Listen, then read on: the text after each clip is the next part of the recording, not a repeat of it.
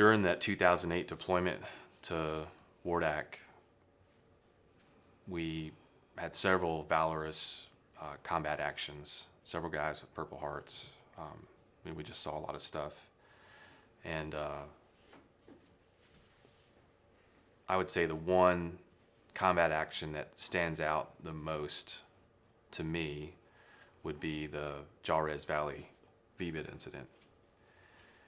And when we got towards the end of the year, we, typically what a company does, or any unit, is they start to collect statements and testimony for awards that we want to submit to recognize men going above and beyond the call. And we submitted Tim for a Silver Star, which we thought was more than fitting. But because of what we went through in our command, and because they were looking to punish us both formally and in all the informal ways that the military can, the command literally went out of their way and destroyed a lot of the award submissions that we had made, just to make it known that we were on their naughty list. And so this Silver Star submission that we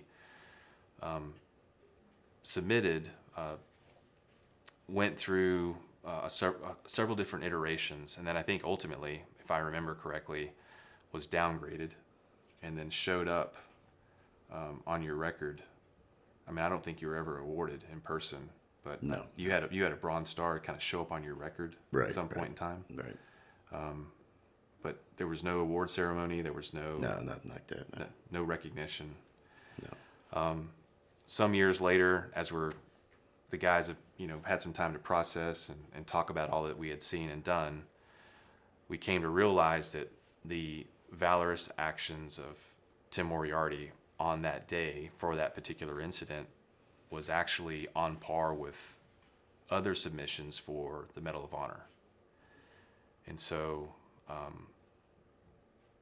those of us that are working to get these awards resubmitted, hopefully at this time or in this window where Pete Hegseth is a SecDef, we're going to resubmit as a Medal of Honor.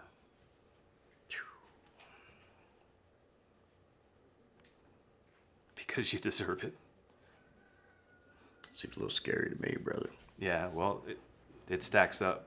Like we've had a couple of guys that are in the know that have, Kay's one of them, that have gone through and looked at other submissions. I mean, we've been out of the GWAT for a couple of years now, and right. He's got access. And dude, like what you did on that day, what we're going to talk about here in a couple of minutes, it's definitely on par with what that award is all about. So nobody can guarantee, that it goes through. Kind of hope it doesn't. But I wanted to tell you face to face that we're going to fight to make that happen. Yes, sir. I appreciate it. And regardless of what happens, right on, man. We believe you deserve it. I appreciate it, man. Just the idea that we would do that, man, means a lot to me. It's all that really matters.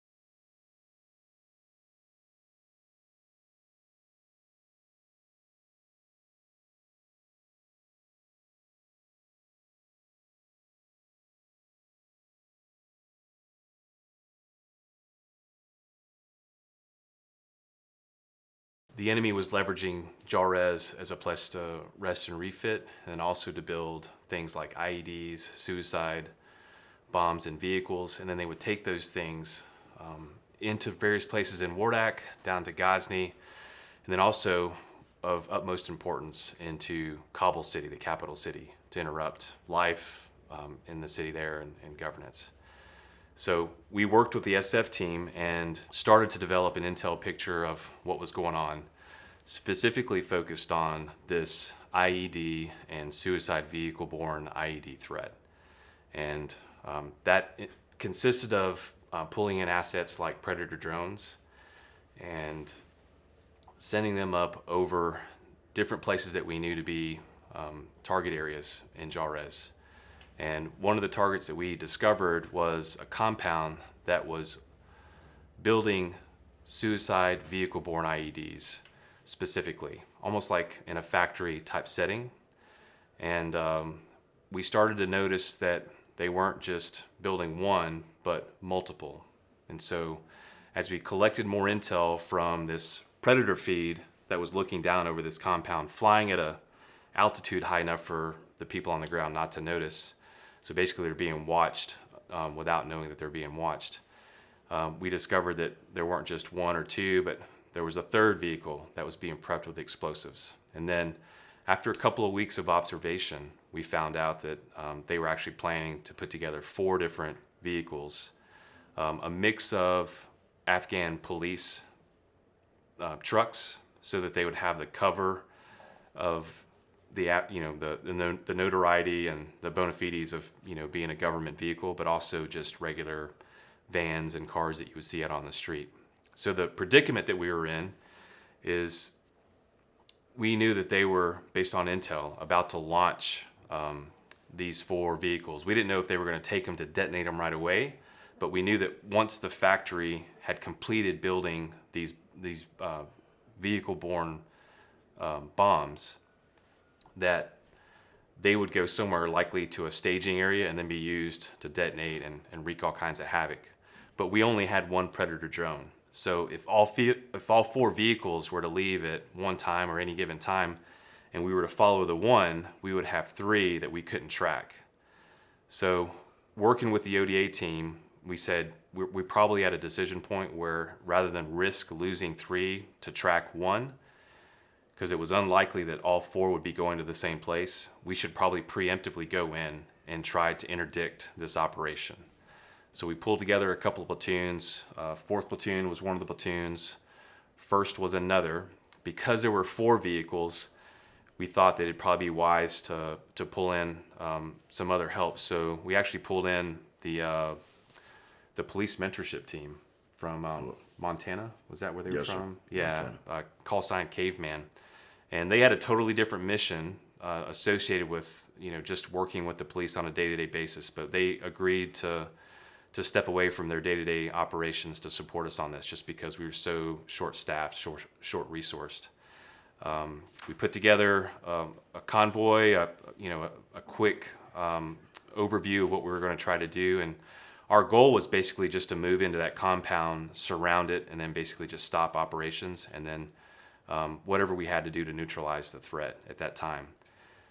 Somehow, they either were tipped off, likely due to the insider threat that we later found out was existing on our base, or maybe by happenstance, they started to move out of that compound. So our timeline got bumped up, and rather than being able to fully plan the operation that we probably needed, we were probably only halfway through planning and disseminating information about what we were going to do, and we launched kind of on short notice. As we moved west through Maiden Shar out of Fob Airborne and into Jarez Valley, we were actually met by one of the vehicles that was being worked on in that compound. And so the police mentorship team, call sign Caveman from Montana, actually took lead on interdicting that vehicle, stopping it. They actually used a few rounds from their 50, if I remember correctly. Yes, sir. To stop them in their tracks. And then they secured that vehicle and driver. And then our convoy pushed forward deeper into the valley towards the compound where the other vehicles were continuing to be worked on. all the while, the special forces team that we were partnered with in Airborne in Wardak was on an OP observing on the ground all this activity while the Predator drone was above. So we did have forces deep in Jalrez Valley already ready to support. We just didn't have enough there yet. So as we moved through on the way, I think it was that first turn that you make. And remember that sharp curve into Cody-ish Row where the school and the police station was? Yes, sir. I think we rounded a corner there, and there was, on the south side of the road, there were a bunch of one-story garage-like bazaar buildings where people would sell cookies, whatever. I mean, they would sell bottles of water, out of used water bottles that they had refilled with water from the local area. But there was just basically a bazaar. But one of the things I noticed after the fact was that nobody was selling anything that day. All those shops were closed as we were driving in. It was the middle of the duty day, so to speak. And then on the north side of the road, there was a large compound up on a hill. And I think as soon as we turned that corner. Right. It was a nice choke point. The road was elevated with nothing but drop-offs on either side. There's some orchards nearby, weed orchards, marijuana orchards and apple orchards. So they had a nice hide spot to come out of. And you had your compound to the north side where the enemy could take up the high point and be close to any of us. So we were basically just trapped there. There was no turning around on the roads or anything else. I think about halfway through that bazaar, there was just an eruption of gunfire from both sides because there were structures on both sides and good cover and concealment for the enemy on both sides. So, of course, there was a call made out over the net by the guys from 4th Platoon who were up front. Ambush, ambush, ambush, or contact, contact, contact. And then the next, I think, transmission that came out immediately after that was V-bed, V-bed, V-bed. And I just saw like a flash because, was it your first or second Vic in the platoon? It was my second Vic. What happened is the V-bid, it looked like an NDS SUV. It had two men in it. And it bypassed my first vehicle, which had the 50 cal on it, 50 cal machine gun, and directly, intentionally targeted the ITAS vehicle with the tow missile mounted. The Afghans ended up calling this the finger of God, our ITAS system, finger of God. They knew how devastating it was and the range on it. So they intentionally targeted that vehicle. Yeah. What's the range that ITAS can reach out to? 3,750 meters. And it's wire guided. You can pretty much drive it to your target. Yeah, one of the things that we were able to provide, I think, above and beyond the unit before us, right, is that we were able to set up an OP in Jalrez that allowed us, through this technology, to see deep into the valley. And when we started to catch on to what they were doing as they were setting up mortars and rockets to shoot at us, either at Airborne or at that OP. right. Tim and his team were able to see them setting up. And so they didn't know what hit them a lot of times because they were able to take advantage of this technology and, through their vigilance and accurate targeting, take out a lot of enemy. So the enemy knew that this was the technology they wanted off the battlefield. So this was an intentional targeting of that vehicle. So what I think I'm hearing you say, because I only caught the flash of the vehicle impacting your second Vic. Right. But that vehicle was coming towards us, and our convoy was going into Jalrez. Right. It was coming out of Jalrez, and it looked like it was just going to drive by us, but I think it swerved deep off so that it could come in at a 90 against your second vehicle. It did. And we probably kind of let our guard down because we thought it was Afghan National Police or one of the agencies that we worked with. So we thought it was a friendly vehicle. So whereas we may require a little more standoff when we have oncoming traffic, we typically let those guys come by because we work with them. They were smart. They put two people in it, which typically any suicide attacks, they're going to utilize one person in the vehicle so as to not kill two. But in this case, they utilized two individuals. So, and once I seen it intentionally swing around the first and start towards the other vehicle. I knew what was going to happen. But he was moving about 30 or 45 miles He an was hour at moving that pretty point. quick, Yeah. but the driver in that vehicle cranked the wheel to the right hard. So when the SV bid hit the gun truck, it hit at an angle, which I think it didn't trigger the V bid. And it pretty much, it tore up the Humvee pretty bad and just knocked everybody in it, dazed everybody in it, and beat them up pretty bad. Because of that driver's vigilance and quick thinking to turn the vehicle, prevented the vehicle from hitting straight on at a 90-degree Right. angle. Otherwise, it would have detonated on impact. And we'd have lost not only that vehicle, but probably the vehicle to the front and probably, a couple vehicles to the rear based on how many explosives were in that vehicle. That would have been my vehicle. That would have been your vehicle. Once as the well. explosion happened, and you can see it through footage, the rover footage, it would have probably taken us all out. The explosion was so huge, it would have engulfed all of us. Yeah. So that driver cranking that wheel saved all of us. So we're moving forward. This vehicle comes around. It wants a 90, but the driver creates something less than a 90-degree angle, which prevents an immediate impact. Right. But the vehicles tangle up, is what I remember. It's almost like two bulls with horns tangled Right. up. They were pretty tangled up. And almost immediately, the SUV that the suicide bomber was driving was starting to catch fire. There was fire coming out of the engine compartment. It was starting to catch. There's fluids that are catching fire. And the guys that are on the left side of the vehicle, their only way out of the vehicle is to either go through the turret or out the right side, Right. because that SUV has got them pinned on that side. But some of those guys, they rightfully so, they were a little shook. Yeah, they were beat up pretty I think bad. we had some guys that may have been coming into consciousness after being hit like that. So They weren't moving. That's when I jumped. I screamed over the radio, and then I jumped out. yeah, We were taking heat from both sides of the road. on top of all that, there was gunfire from both sides, and so we're trying to sort through getting security to the north and south, and then you've got this thing kind of going on in the middle. It was a pretty complex set of tactics utilized by the enemy.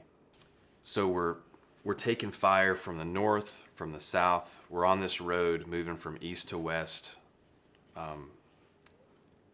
This is textbook fog of war. People are trying to sort through within this first couple of minutes of this firefight.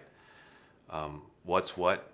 A lot of times, especially in these up-armored vehicles, when you're getting hit with gunfire, all you hear is a light ting. And there's not really a visual indicator. So you really rely on the gunners and their scanning to identify where the enemy is shooting from. It took a little bit of time. It took a few seconds for people to understand that we were getting hit from both sides. And I remember seeing you pop out of your Vic, which was the one in front of the gun truck in front of me. Right. And I just saw you bird dog for a second. I saw you lock in. You saw something. I couldn't tell what you saw. And I'm calling in the initial reporting that we're in a tick, troops in contact. I'm letting the command post back on FOB Airborne know what's going on, and requesting close air support. And we were still in 105 millimeter howitzer range. Yes, sir. So, we were working up some targeting as well. Luckily, y'all have been shot at a lot out there, so we had TRPs on our maps Right. already. So We did. I had these planned target reference points on my maps due to the work that 4th Platoon had done out on the OP previously. And when I saw Tim Bird Dog, though, I knew something was going on. And that SUV started to catch fire. The guys that were in that gun truck were starting to stumble out, and we were trying to get them out of the vehicle and into a ditch because they were stumbling out into a firefight, basically. A little dazed and confused. Some of them didn't have their weapons on them because they were just trying to get out of this, what we thought was going to be a vehicle that was going to detonate and explode. Like, we knew it was a V-bid, we just didn't know when it was going to happen. And a lot of times these things are remote detonated using a cell signal or some other means. So I think, what did you see when you got out of your Vic? What was it that you were queuing in on that I saw when you bird dogged? Oh, well, That I vehicle. saw the passenger moving around and just kind of ducking down. They were both knocked. They were both dazed. So, and I wasn't 100% sure yet what was going on, but I ran over there, started plugging rounds into these guys. but I forgot to compensate at close range for my optic versus my muzzle, so I was hitting him low. And then by the time I got to him, I was all the way up there, and he had a secondary detonator tied to his arm. He had it tied a few times around a wire. He made a mistake and left a slack in it where the detonator were. And I don't know why he didn't do a pressure release. It was a pressure switch. When in fact, like when guys like that for a secondary, like if anything happens, pressure release would have been more effective. But he was trying to get it to rest on the floor so he could grab it because of the slack that he left in it. So I just unloaded into his head and leaned over and shot the other guy a few times. Tim Moriarty knew that bomb was likely to go off any second. And then he recognized, okay, they've actually got to trigger this thing because the primary detonation source is now done and gone. And so rather than turn around and say, let's get away or take cover and move to cover himself, he's watching this guy literally take the trigger device and detonate something that would undoubtedly turn him into a pink mist, wipe him absolutely from the face of this earth in an instant. And his first thought is to charge forward and face that danger on our behalf head on. And I watched you do it. You didn't hesitate. Not for a second. There wasn't a second thought. And I watched him put control pairs into those two men, those two bombers in that vehicle until they both slumped over and the threat was eliminated. And we probably had 4 or 5 seconds there to just kind of like think about what was going on. Ooh. The Mark 19s and 50 cals on the convoy were getting the ambush under control. First platoon was already out sweeping the bazaar. That was Holbert and the rest of his guys, Dudley. Right. They were taking care of the threat in the bazaar on the south side. And our gunners were taking care of whoever was in the top of that compound on the north side. And then I think, I kind of walked up next to you and you said something like, we got to get everybody out of here. And so I played traffic cop and I said, I'll move people around this side and bypass this whole thing and let's get the whole convoy. If we can get them 150 meters away, that's better than being right on top of this bomb going off. Right. Because all the while this fire is billowing, and if the primary and secondary switches didn't get it going, the fire was definitely going to get that bomb to go high order, to explode. So we pushed, we probably as far as we could get was 75 meters or so down the road. And while people were kind of moving past, I remember I was on my map and on my dismounted radio and finishing up this fire mission. And we called in a few rounds of 105 howitzer on that compound to the north as we were moving out of the kill zone. Cool. And that fire, the enemy's fire, was dying down. And then you had an idea. kind of a crazy one. I thought you might want to share that with everybody. It was protested a little bit. Once we got out of the kill zone, I realized that that was our last ITAS system. Why was there a last ITAS system? Because the other one's been destroyed. We had an LLDR in that vehicle, which was our FO's optic, and I had a clue sight for the Javelin system in that vehicle. Probably should have done a better job cross-loading, but so these are the tools we utilize basically to hold off the enemy / fight an offensive fight. Stay alive. From a static position in Jalrez Valley. It's pretty much these assets are what you had 13 of us out there fighting these guys for months. That gave us the standoff and the ability to fight that offensive fight by tracking and killing the enemy as far away as you could, and your vigilance and weapons placement. From this point to this point, you kill them with this. From here to here, you kill them with that, and so on and so forth. Just basic infantryman stuff. So I felt like I need to go get this stuff.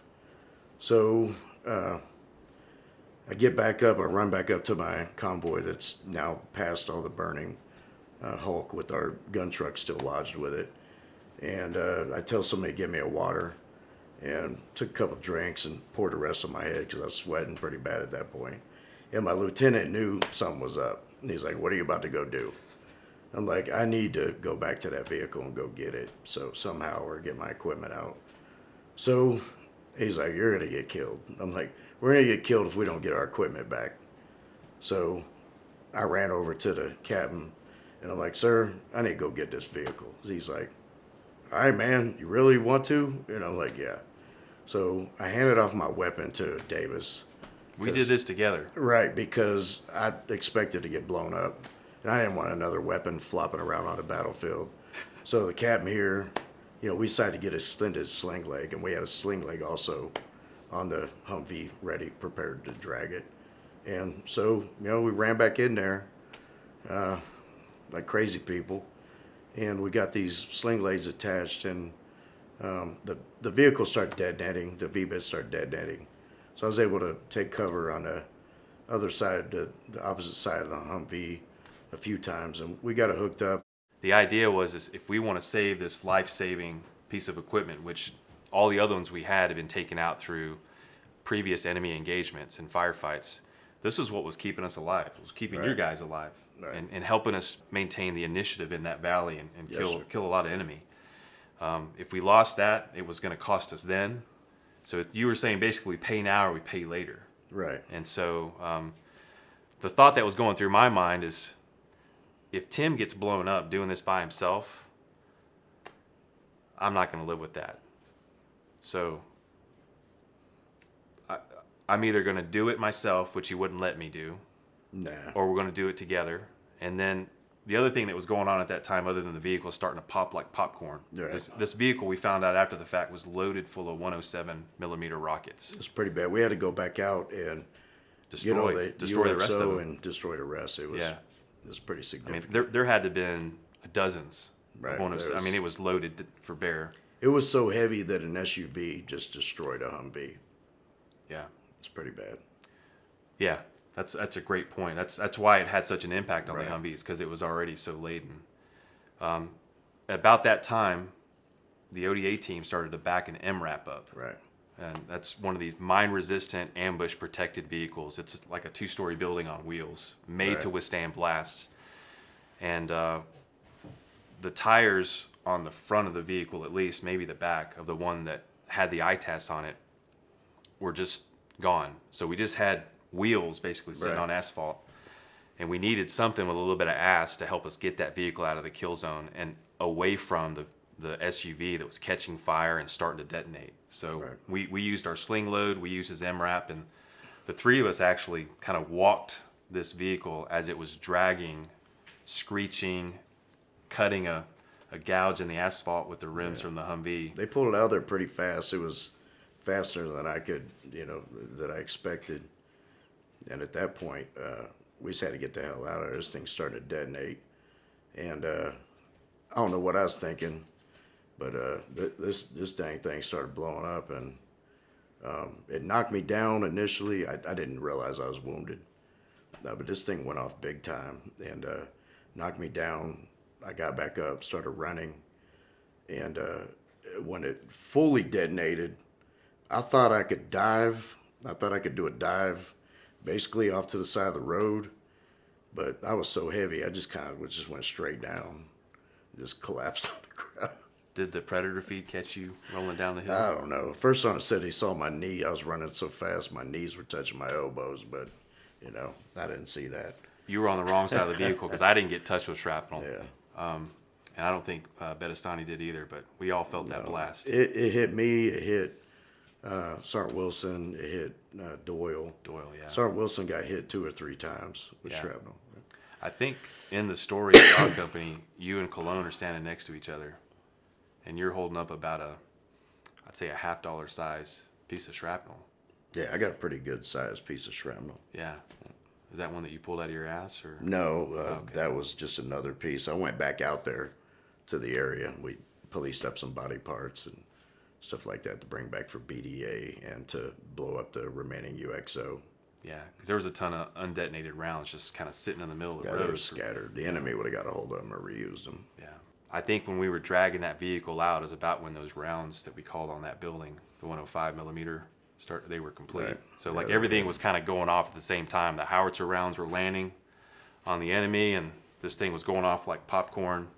Right. Yeah, and then it went at once. Like it went a little bit, and it's like it just said, "Okay, Yeah. I'm going," and it was like it's a shockwave. I mean, we all felt It was that. pretty big. Yeah, that would have fucked us all up. Yeah. Yeah. There was just no avoiding getting past that. You had, the V-bids that were still remaining in the valley. You had a convoy that couldn't turn around.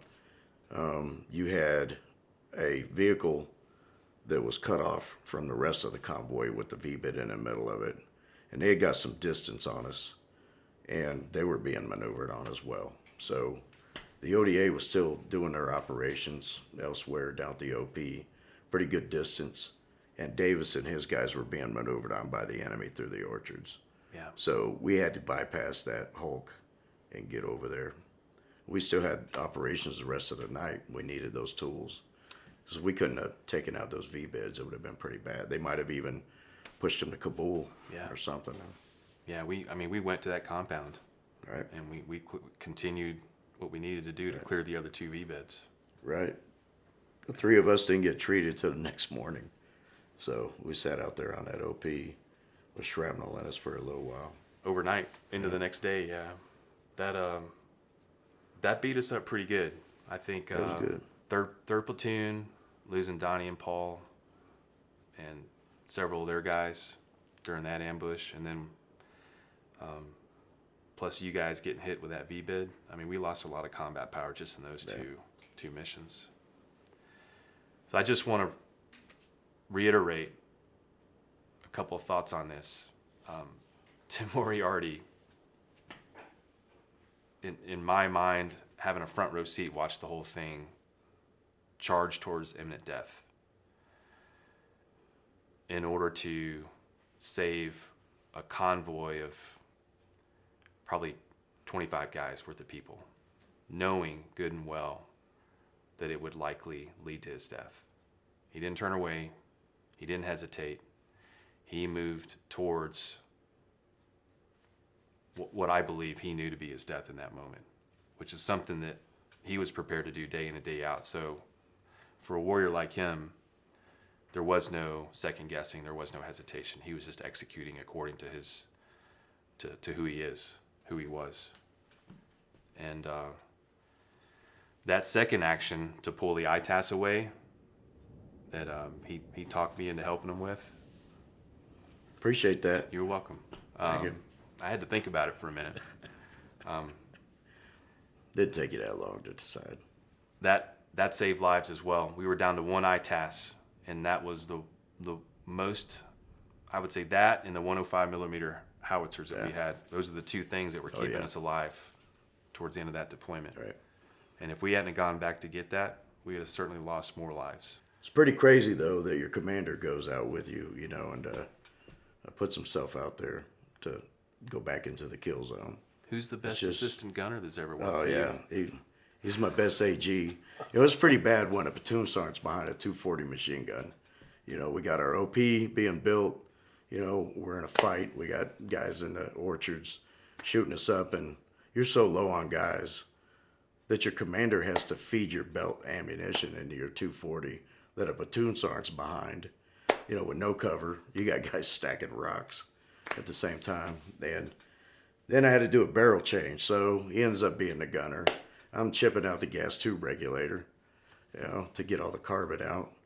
And then You're not going to make me do all we the do a dirty barrels change. I'm feeding them ammo, and we're doing a barrel change and switching out. So, you were the AG/gunner. Yeah, yeah. You're in bad shape when your commander is behind a 240. But it was good. I like being outnumbered. I do.